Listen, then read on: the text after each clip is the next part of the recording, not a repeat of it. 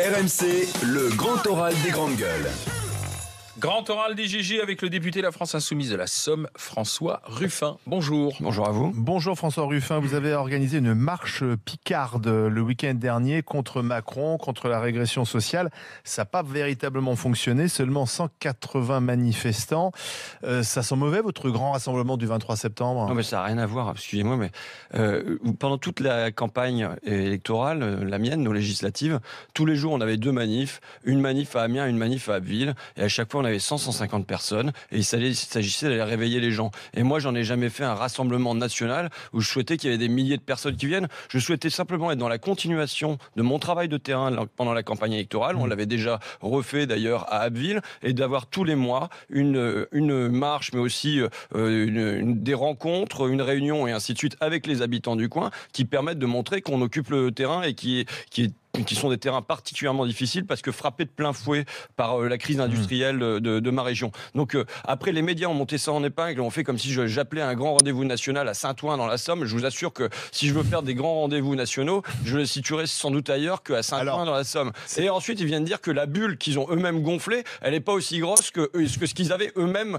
annoncé. Donc ça n'a rien à voir. Alors, est-ce que vous êtes confiant pour la mobilisation prévue le samedi 23 septembre contre ces fameuses ordonnances ?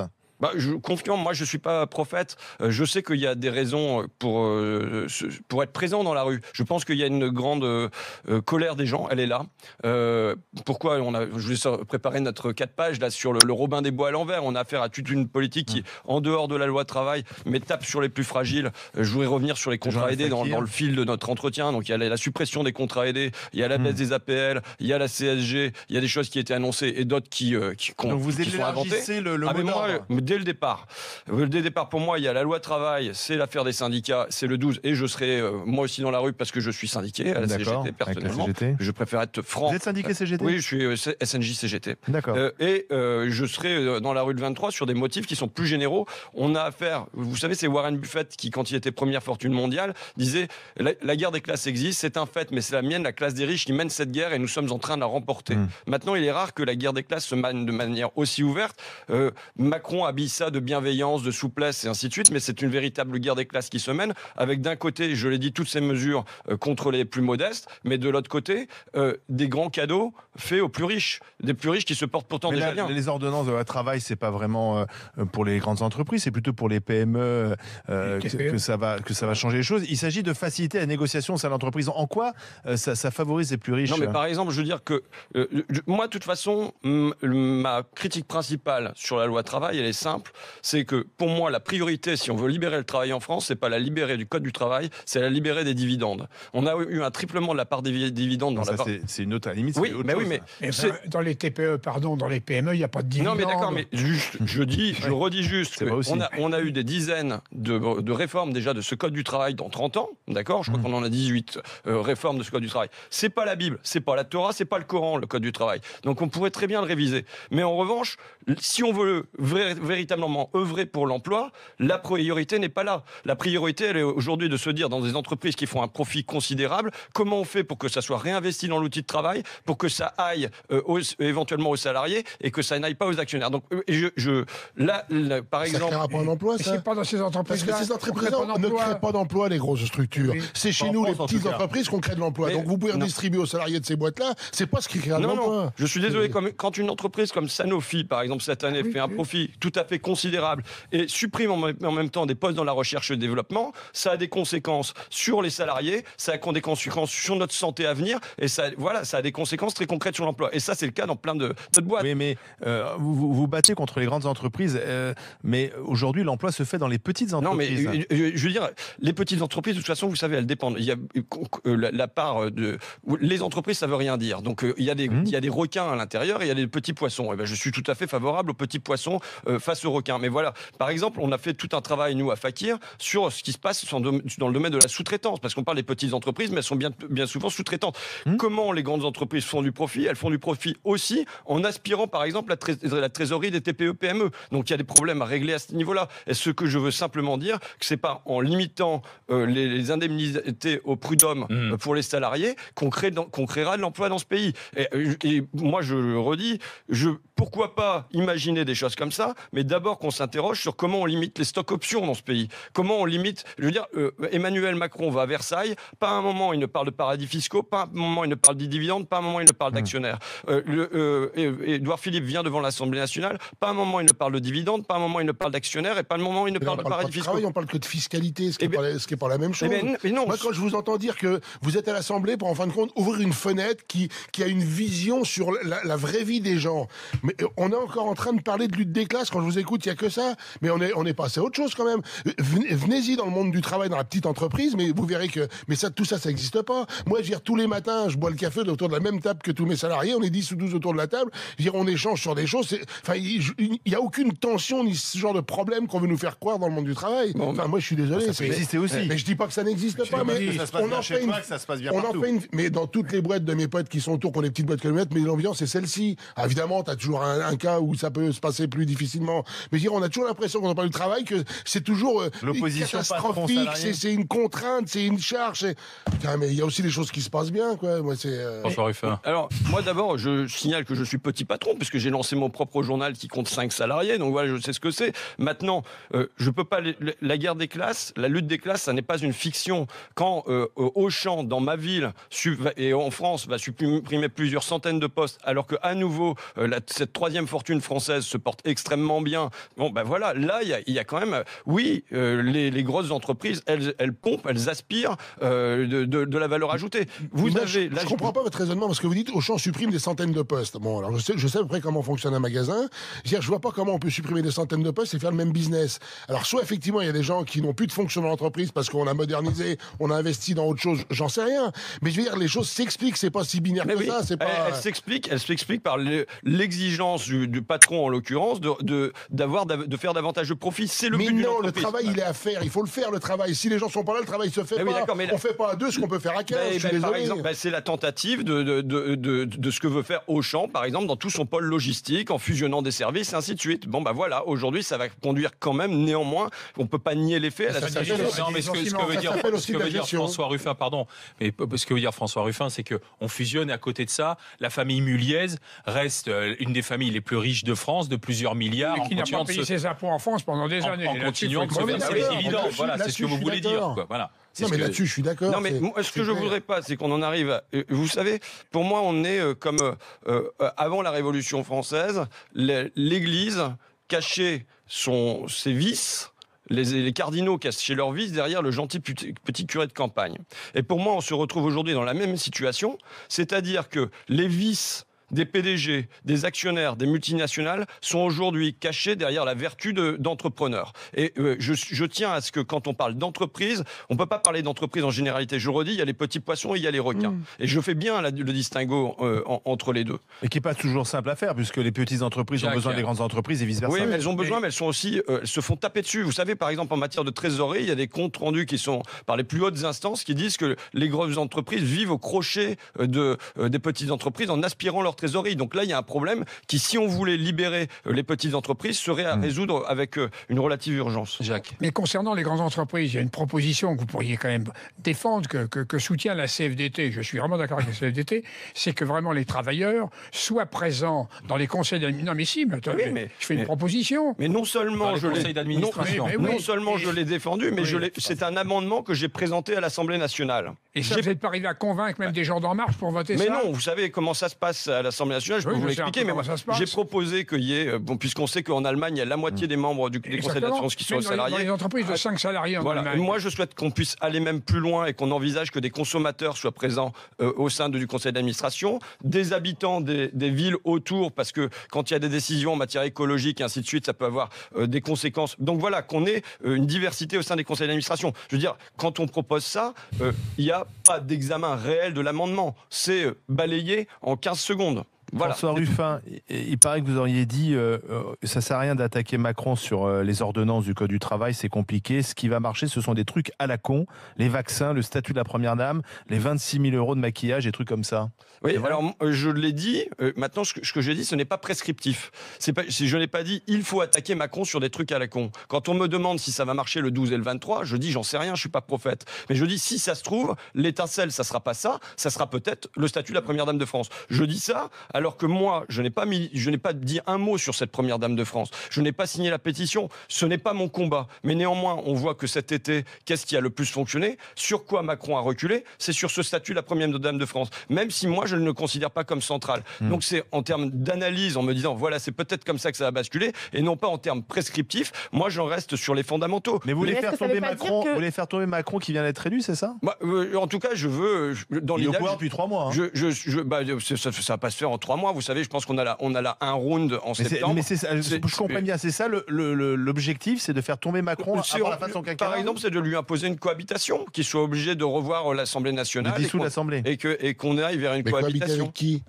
Avec la France Insoumise. Vous êtes 15 à l'Assemblée sur 580 députés. Nous sommes 15 aujourd'hui, il faut regarder les choses. D'abord, moi, je ne suis pas strictement France Insoumise, vous savez que j'ai une question là-dessus, Ruffin. Attends, il termine son raisonnement sur la cohabitation, et après on va parler. Mais il faut regarder les choses en dynamique, il ne faut pas regarder les choses en statique. Aujourd'hui, on en est là aussi en termes d'alliance et ainsi de suite. Il faudra voir ce qu'en dynamique, ça donne demain. Moi, je ne dis pas qu'aujourd'hui, on est majoritaire dans le pays, je ne prétends pas du tout ça. Vous connaissez que c'est étonnant. On mobilise les Français sur une élection présidentielle, ils choisissent leur président, qu'on soit d'accord ou pas, c'est Macron, et 3 mois après, on est là à dire vivement qu'il arrête, qu'on le fasse tomber, qu'on impose une cohabitation. C'est quand même une drôle de conception du jeu démocratique. Laissez-le agir et puis vous ferez le bilan dans 5 ans, et puis s'il a été mauvais, la France Insoumise gagnera. Non, moi ça me va pas de dire on laisse faire pendant 5 ans. Et non, on est là, il y a plusieurs légitimités qui s'affrontent. La démocratie, c'est une légitimité qui est tirée de l'élection présidentielle et qui est tirée d'autres formes. Des élections législatives. Quand les députés de En Marche, ils se rendront sur le marché, sur les marchés, ils se rendront compte de ce qu'on leur renvoie. Et voilà, on est dans une situation mouvante où aujourd'hui, c'est pour ça que je considère que les rassemblements de septembre sont à la fois une bonne chose, c'est un point de départ, c'est pas un point d'arrivée. On peut pas nier que Macron a aujourd'hui une légitimité qui est récente et qui tient des urnes, qui quand même a déjà dégringolé pendant l'été parce qu'il y a une autre légitimité qui peut aussi être tirée des sondages sur les différents projets et ainsi de suite. Donc voilà, la démocratie. Des projets qu'il avait annoncés. Et des projets qu'il n'avait pas annoncés. La baisse des APL, ça n'était pas annoncé. Il paraît que c'est le gouvernement précédent qui l'avait décidé. Oui, mais ça, c'est pas vrai. Vous savez, c'est pas parce qu'il y a un truc dans un fond de tiroir qu'on vient dire, allez, on vous sort le truc du fond de tiroir, et puis c'est le gouvernement précédent. Non, c'est eux qui choisissent de faire ça, pour faire des économies dérisoires, quoi. Mais de la même manière, je voudrais y revenir ensuite, mais quand même, sur cette mesure scandaleuse qui sont les contrats aidés. François Ruffin, vous restez avec nous. Question de Jacques Maillot dans un instant. De Joël Dago-Série, suite du grand oral des GG avec le député François Ruffin.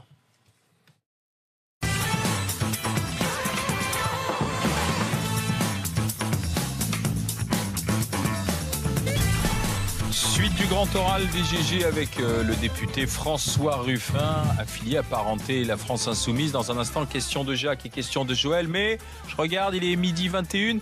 Il vous reste 40 minutes pour continuer de jouer avec nous. Vous m'envoyez RMC par SMS au 7 32 16 et vous gagnez un ordinateur portable tactile, modèle dernier cri sur le marché. C'est RMC qui vous l'offre. RMC par SMS 7 32 16. On vous l'offre en direct. Enfin en direct. Vous passez en direct dans les GG, bien sûr, juste avant la fin du show à 13h. Donc la suite du grand oral léger, question de Jacques et question de Joël à François Ruffin. Oui, lorsque vous avez été candidat aux législatives, vous étiez soutenu par le Parti communiste, par Europe Écologie Les Verts. Est-ce que vous travaillez aussi avec le Parti communiste?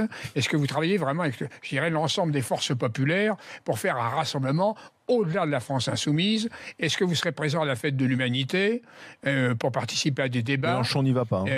Moi, j'y serai. Ouais. Dans ma circonscription, je travaille avec la manifestation de samedi, c'est faite avec des gens du Parti communiste, mais surtout des gens, vous savez, inorganisés. Hein. La plupart des gens sont plus dans des partis aujourd'hui. Bon, et voilà, moi, je serai à la fête de l'UMA. J'ai de très bonnes relations avec les députés communistes. Enfin voilà, je veux dire. Et avec la CGT, de très bon rapport. Oui, bah oui. Enfin voilà. Donc pour moi, je me considère comme un point de jonction entre différentes forces, dont j'espère quand même qu'elles vont s'unir parce que c'est un peu le problème de la gauche. De la gauche, c'est sa désunion. Alors vous savez, moi, je suis la gauche n'a jamais réussi. Non mais n'a jamais réussi à se mettre d'accord. Là, on voit encore une fois de plus Pierre Laurent et Jean-Luc Mélenchon par médias interposés s'opposer. Est-ce que c'est pas le frein justement à la mise en place d'une force alternative à Emmanuel Macron? Bon, bah, je sais pas, ça se fera en allant. Le truc d'appareil, c'est vraiment pas mon truc. Je m'excuse, mais là, vous faites pas appel au bon moment. Juste quand vous dites la gauche de la gauche, moi, j'aime pas trop ça parce que je me considère juste de gauche. Et juste si vous lisez Moi, de gauche, je suis de gauche, c'est tout. Vous savez, la gauche des années 70, quand on écoute Mitterrand dans les années 70, je pense qu'à la limite, je suis même pas aussi à gauche que Mitterrand dans les années 70. Enfin, au niveau du langage, François Mitterrand. Une vocation tardive. Peut-être, mais enfin, oui, mais... 71, je peux vous rassurer. Il avait du mal à chanter l'International, il gardait le poing dans la poche. Que le Parti Socialiste des années 70... à parler comme à gauche. la CFDT que la CFDT des années 70. Je suis bien moins à gauche que sans doute que cette CFDT-là. Absolument, qui était pour l'autogestion à fond. Voilà, mais donc c'est pour ça que quand on dit la gauche de la gauche, c'est juste parce que le reste, et en particulier le Parti Socialiste, c'est tellement recentré ou droitisé que dès qu'on dans est ce gouvernement, il y a des gens de gauche. Ah oui. Christophe Castaner, le porte-parole, il dit qu'il est de gauche. Marine Schiappa, elle dit qu'elle est de gauche. Je veux dire, c'est inintéressant pour les Français. Moi, je voudrais vraiment poser la question des contrats aidés, qui me semble les contrats aidés, justement, parce que ça... Question de Joël. Question de Joël, et puis on parle des contrats aidés. Je veux juste revenir, en fait, sur le moment où vous avez dit qu'on ne pouvait pas attaquer Macron... Devant le micro. Qu'on ne pouvait pas attaquer Macron sur la loi travail, par exemple. Enfin, que c'était difficile et que peut-être que ce serait un petit truc de rien du tout. Est-ce que ça ne veut pas dire justement qu'une grande partie de la population est pour cette loi travail? Si vous ne pouvez pas l'attaquer dessus, si vous reconnaissez vous-même un échec sur ce point-là. J'ai jamais dit que je ne pouvais pas l'attaquer dessus, puisque c'est quand même ce que j'ai fait avec tous les collègues députés à l'Assemblée nationale. C'est si vous lisez le 4 pages que j'ai fait, c'est aussi ce qu'on fait dedans. Maintenant, je pense que il y a des gens qui sont... ça paraît un peu technique. C'est pour l'avenir. Or, il y a des gens qui sont dans la mouise, non pas demain, mais aujourd'hui. Et donc, pour mobiliser, j'espère que ça va prendre. J'espère que ça va quelque chose, il va prendre. Moi, vous savez, j'avance avec mes doutes, et le problème, c'est que j'ai pas pris la langue de bois, et mes doutes, je les énonce à voix haute. Mais donc voilà, j'avance avec mes doutes. Je souhaite qu'il y ait du monde dans la rue le 12, je souhaite qu'il y ait du monde dans la rue le 23, pour des motifs complémentaires, je dirais. Maintenant, j'en ai pas la garantie, et puis je fais part aussi de mes doutes. Alors, les contrats aidés, faut-il les réduire, ces contrats aidés, qui sont quand même des emplois précaires? Je suis étonné d'ailleurs que vous, qui êtes de gauche, défendiez à tout prix un emploi aidé, qui est un emploi comme un CDD, un emploi précaire, un emploi qui débouche pour la plupart sur rien. Je crois qu'il n'y a que 20% des emplois aidés, et encore c'est dans le secteur marchand, qui débouchent sur un emploi, mais il faudrait des emplois aidés. Bon, moi je veux d'abord vous dire les 2 dernières personnes que j'ai rencontrées en emploi aidé. Marie-Hélène, elle a subi un grave accident de la circulation. Elle est reconnue travailleuse handicapée, ça veut dire qu'elle avait le droit à un CAE renouvelable 5 fois sur 5 ans. Elle était embauchée dans une association qui, dans un quartier très très populaire d'Abbeville, fait de l'aide aux devoirs, du prêt de jeu et ainsi de suite. Et là, son contrat va s'arrêter au 14 septembre, alors qu'elle avait eu l'occasion de passer un BAFA, qu'elle allait vers un BAFD, donc pour devenir directeur dans l'animation, voilà, elle s'épanouissait. Donc elle pouvait trouver un emploi non aidé. Mais je crois pas. Vous savez, je crois pas, et je crois qu'en plus, là, en l'occurrence, ça met en péril la structure, puisqu'il y a 4 emplois aidés sur 5 dans cette association-là. Ça veut dire que dans ce quartier, l'un des lieux qui mène du lien social, qui fait faire de l'aide aux devoirs, risque de disparaître avec cette mesure-là. L'autre profil, c'est dans une crèche, toujours sur Abbeville. C'est une dame qui a 58 ans, qui a été licenciée après des décennies dans la même entreprise, qui finalement a passé un CAP petite enfance, qui travaille dans une crèche. Est-ce que vous croyez que le marché du travail va être très désireux d'accueillir une personne de 58 ans ou de l'autre côté une personne handicapée? C'est pas vrai. Il y a des parcours de vie qui sont des parcours de vie difficiles, brisés, ainsi de suite. Maintenant, je pense que là où le gouvernement a raison, c'est que ce sont des contrats précaires. Ah oui. Ça n'est pas juste. Mais maintenant... Pourtant, depuis 30 ans, la gauche et la droite ont fait ça. Des années 80, absolument. François Mitterrand a intensifié très fort. J'ai fait campagne contre ça durant les législatives, pour dire que dans le périscolaire, dans les maisons de retraite et ainsi de suite, on ne devait pas s'appuyer sur des contrats précaires. Maintenant, je tiens à dire que, à la fois, un certain nombre de personnes et un certain nombre de secteurs ont besoin d'être aidés. Et il ne doit pas y avoir il n'y a pas de relation d'équivalence entre le fait que ce soit des contrats aidés dans des secteurs qui ont besoin d'être aidés, parce que le périscolaire n'est pas rentable, parce que un certain nombre de crèches ne sont pas rentables, parce que des maisons de retraite ne sont pas rentables, et le fait que ces contrats soient nécessairement précaires. Il y a le contrat de Marie-Hélène pourrait être un contrat aidé, c'est-à-dire en effet subventionné, mais non pas pour qu'elle y passe 1 an, 2 ans, 3 ans, mais pour qu'on puisse la titulariser sur ce qu'elle fait. Et donc là, on a à la fois pour les associations situation, mais pour les maisons de retraite, pour les crèches et tout ça, la suppression de ces contrats aidés qui tombent en même temps avec des diminutions tous azimuts des subventions. Et donc on voit bien qu'ils sont mis dans un entonnoir, ils sont pris à la gorge et on va arriver à des situations catastrophiques pour plein de secteurs de la vie publique. Et je dis ça touche les plus fragiles qui sont dans ces secteurs-là, mais ça touche pour une deuxième raison. C'est que ces emplois-là, bien souvent, ils sont dans des cantines, ils sont dans des... Enfin, c'est dingue que la cantine de nos enfants dépend d'un emploi précaire subventionné. Eh ben, je le regrette. Si c'est important qu'il y ait un cuisinier, c'est un vrai emploi. Et ben voilà. Et ben donc il faut titulariser. Mais ça c'est la municipalité, c'est les communes. Mais il faut que les communes, il faut que les associations, il faut que les crèches, il faut que les maisons de retraite aient les sous pour le faire. Donc là, c'est la baisse des dotations globales. Quand j'entends la maire de Paris prendre la tête de ceux qui râlent, ça fait rire. Enfin, écoutez, regardez les budgets. Autant il y a des petites villes effectivement qui sont en grande difficulté, et ça on peut l'entendre, mais on ne peut pas mettre sur le même... Je suis pas à Paris, vous savez, je suis à Amiens, je suis à Abbeville, je suis à Saint-Ouen, je suis à Pix-le-Court, je suis à Illy-sur-Somme, je suis dans des communes... Et à Amiens, on n'a pas les moyens de payer un cuisinier dans les écoles. Je pense qu'aujourd'hui, c'est une municipalité de droite, hein, donc je vais pas... c'est pas mes copains, la mairie d'Amiens, mais je pense qu'aujourd'hui, avec tout ce qu'on a fait dans le périscolaire, aujourd'hui, je souhaite que ces emplois de périscolaire soient pas des postes de vacataires et ainsi de suite, mais il faut pas raconter d'histoire. De la même manière, on a baissé les dotations au département. Il faut pas raconter d'histoire. Quand on baisse les dotations année après année, on peut pas s'attendre... Et en même temps, on n'a jamais autant embauché dans les territoires. Le nombre de fonctionnaires territoriaux a explosé ces dernières années. Où sont-ils alors? Ici, dans les régions en particulier. Mais moi, je vous redis... Plus que la population. Alors, et pour revenir aux gens...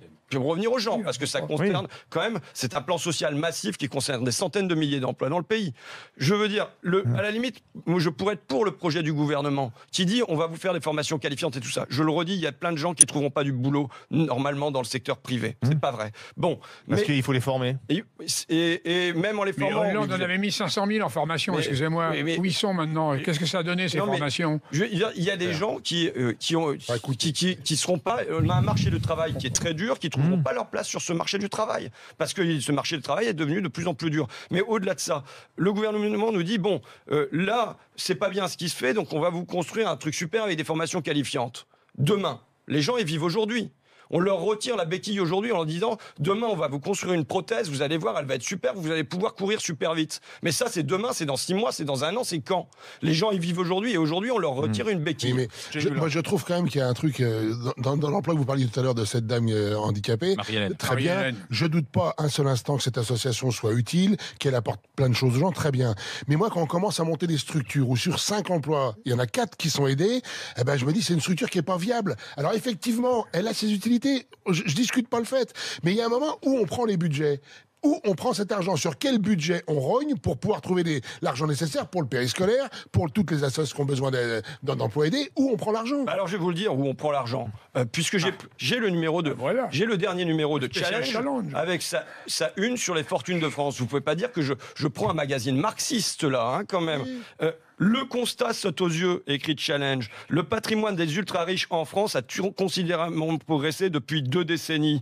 Il a été multiplié par 7. Les 500 plus grosses fortunes, qui ne comptaient que pour l'équivalent de 6% du PIB en 1996, pèsent aujourd'hui 25%. Il y a eu une multiplication par 4 de la part des 500 plus grosses fortunes dans le PIB français. Voilà où est l'argent. Eh bien oui, je veux prendre cet argent. Mais vous leur prendrez pas. Mais d'accord. Mais une fois. Après ils partiront. Oui, bien sûr. Mais on peut partir découragé d'avance et on peut se dire que moralement l'objectif il est là, il est dans le rétablissement d'un... On a aussi besoin de Bernard Arnault. Vous prenez leur défense, mais ils étaient pas... la défense, c'est une réalité économique. Ils n'étaient pas malheureux il y a 20 ans, ces gens-là. Ils n'étaient pas malheureux il y a 20 ans. Donc aujourd'hui, que fait Emmanuel Macron? L'Observatoire français des conjonctures économiques le dit. Les 10% des plus riches auront droit à 46% des réductions d'impôts. Mais parce que Macron, là-dessus, il fait un pari, il veut que ces gens-là vraiment investissent dans l'économie. Qu'ils fassent des paris, que les propriétaires vont d'eux-mêmes baisser leurs emplois, que les gens, que leur loyer, vont d'eux-mêmes, et que ces gens qui depuis 20 ans, quand ils ont du pognon, parce qu'ils en ont déjà considérablement, ils le versent en dividendes aux actionnaires et ils en servent pour devenir plus riches, simplement pour accumuler du capital. Macron fait un pari qui est... Mais c'est la grande différence entre vous et Macron. Vous êtes pour la contrainte, il est pour l'incitation. Non, je suis pour la répartition, je suis pour l'égalité, il est pas vous êtes pour la contrainte, vous êtes par exemple pour le blocage des loyers. Je m'exprime pas là-dessus. Là, moi, je m'exprime sur. Oui, en effet, on avait aux États-Unis un impôt sur le revenu dont la tranche marginale était à 90%. Oui, du temps de Roosevelt. Dans les années 70. Oui. On n'était pas dans un pays anticapitaliste. On était aux États-Unis dans les années 70. Eh bien, là, je le redis, on ne peut pas accepter qu'il y ait une telle concentration de la richesse entre quelques-uns et que l'effort fiscal fait par Emmanuel Macron soit d'aller pour en donner encore plus aux plus riches. Et quand dans le même temps, on vient supprimer des contrats aidés aux Marie-Hélène ou aux Christine. Non, Macron, c'est le président des riches. Macron, c'est le président des riches. C'est très clair, mais je veux dire, de toute façon, il était déjà le candidat des riches avant d'être président. Les gens qui ont voté Macron, c'est des gens qui sont riches. Pas forcément. Je veux dire, dans une élection, il y a des dynamiques et ainsi de suite. Au premier tour, on sait pas autant de riches. Mais on sait se faire, on sait construire des alliances. Enfin, il y a tout ça. Mais c'est quoi? C'est le président de la France qui va bien, Macron? C'est évident que vous représentez la France qui va mal. C'est évident. Je pense un peu, oui. C'est évident. Est-ce que les uns n'ont pas besoin des autres? Parce que dans cette opposition un peu stérile, dans cette lutte des classes que vous voulez mettre en place, je vois pas quel est le gagnant en fait. Et le problème, c'est que moi, je veux pas mettre en place une lutte des classes. La lutte des classes, aujourd'hui, elle est là. Je veux dire, quand je vous décris ce que vont donner les réductions d'impôts et qu'on va enrichir les 10% et même ça se concentre encore plus au niveau des 1% les plus riches, surtout. Ces mesures fiscales sont une mesure de lutte des classes. Quand on supprime le contrat aidé de Marie-Hélène et de Christine, c'est pas moi qui l'amène la lutte des classes. Oui, mais si Marie-Hélène et Christine, demain, on leur donne une formation, elles décrochent un vrai job qui n'a pas beusin d'être subventionné de façon artificielle. Mais arrêtez, vous voyez comment ça coûte cher. Mais parce que c'est tous les Français qui participent à ça. De toute façon, je veux dire, ces associations-là, elles ont leur utilité. Mais oui. Donc, elles sont aidées. Vous savez combien on donne d'argent en France aux associations via les préfectures, via les régions? Vous faites. On a des pays les plus redistributifs au monde. Mais si. C'est encore un fonctionnement qui est possible, mais je vous le redis. Mais oui, mais moi je considère qu'il y a encore un État social en France et je suis là pour préserver ce qui existe et pour étendre ce qui pourrait exister demain. Mais je vous venez, je vous invite. Venez avec moi dans ce quartier populaire. Personne ne dit qu'il n'y a pas des gens qui souffrent, il n'y a pas des gens qui n'ont aucune perspective, etc. Venez voir ce qui existe. La recette. Venez voir ce qui existe comme structure dans ces quartiers-là. Venez voir si vous estimez qu'ils sont surdotés par rapport au 16e arrondissement. Venez voir ça et venez dire si il est normal que cette association disparaisse. La solution, c'est de faire baisser le chômage. Oui, mais d'accord. Mais si. Mais là, je vais revenir par rapport à ce que vous avez dit. Est-ce que vous croyez qu'on fait baisser le chômage en supprimant 300 000 postes? Non, mais bon, enfin, c'est... Je vais revenir sur la fiscalité, mais ce que vous proposez, ça a déjà été fait. La fin de Fillon et de Sarkozy et le début de Hollande, il y a eu un matraquage fiscal sans précédent. Et finalement, ils ont fait machine arrière. Il y a eu la taxe à 75%. Elle n'a pas été, oui. Elle n'a pas été faite. Donc, alors vous me dites ce que vous proposez a déjà été fait. Moi, ce que je vois, c'est que ce que Macron propose est fait depuis 30 ans. Quel est le raisonnement de Macron? C'est de dire les employeurs n'emploient pas. Pourquoi? Parce qu'il y a trop de contraintes. Mais ça fait 30 ans que ces contraintes, elles diminuent. Et ça fait 30 ans. Oui. Et ça fait 30 ans que, par exemple, l'impôt sur les sociétés, l'impôt sur les sociétés était de 50% au milieu des années 80. Il est passé à 28%. Macron envisage de le passer à 25%. Mais il a raison pour être compétitif. Très bien. Il a raison. Regardez en Irlande à combien il est. Mais vous êtes tous d'accord pour aller vers ce dumping. Macron a vraiment raison. Bravo, Macron. Très bien. Vous êtes des militants macronistes autour de la table. Je suis en plein accord. C'est très bien. Mais moi, je dis que l'impôt sur les sociétés pourrait être un impôt juste. Aujourd'hui, il est un impôt injuste parce que malheureusement, il taxe davantage les petites entreprises qu'il ne taxe les grandes entreprises qui, elles, parviennent, par l'optimisation fiscale, à passer un taux d'imposition de 8 à 12%. Donc voilà, on est sur des thématiques comme celle-là. Et oui, je veux aller vers un rééquilibrage de ça. Et les propositions de Macron, ils vont dans le sens contraire. C'est pour ça qu'on a intitulé notre 4 pages Robin des Bois à l'envers. C'est je prends aux pauvres pour donner aux riches. C'est gratuit, ça sera distribué dans les manifs et ainsi de suite. C'est Fakir de François Ruffin qui passait le grand oral. Est-ce que vous recevez une subvention pour Fakir? Alors moi, le journal est financé à 99% par les ventes, par les abonnements. Maintenant, il y a eu un amendement Charlie Hebdo, on le touche. Il y a un truc, je suis contre, mais le crédit impôt compétitivité emploi, je suis fondamentalement contre. Oui. C'est pas mal le 6 finalement. Non, je suis absolument contre. Je peux vous dire qu'il ne nous est pas utile. C'est pour la baisse des charges. Mais je peux vous dire qu'il n'est absolument pas utile. Maintenant, je suis pas plus imbécile qu'un autre comme chef d'entreprise. Si l'aide, elle existe, oui, je vais la prendre. Parce que Mélenchon, hier, s'est prononcé pour la suppression des aides, sauf pour la presse d'opinion. Bon, très bien, mais bon, je veux dire, moi, je suis pas là pour défendre ma boutique en tant que petit patron de presse. Est-ce que Macron est abonné à Fakir? J'en doute. Il faut lui envoyer un petit service au président. Vous discutez avec lui quand même de temps en temps? Ah non, là, depuis qu'il est président à l'Élysée, je pense que... mais Mélenchon. Ah, mais Mélenchon, bien sûr. Bien sûr, oui. Oui, vous entendez bien avec lui? J'écoutais, c'est pour moi une heureuse surprise, je le dis en toute franchise. Voilà, on ne se connaissait pas, il pouvait y avoir un peu de méfiance et ainsi de suite. Et sur les premières décisions qui ont été prises, je trouve que j'ai eu affaire à quelqu'un à l'écoute sur un certain nombre de trucs où il n'était pas forcément sur cette position-là au départ. Et puis en discutant, on avance. Merci François Ruffin d'être passé par le grand oral des GG. On attaque le GG et vous avec Jacques notamment qui veut reparler avec Joël. C'est tout de suite.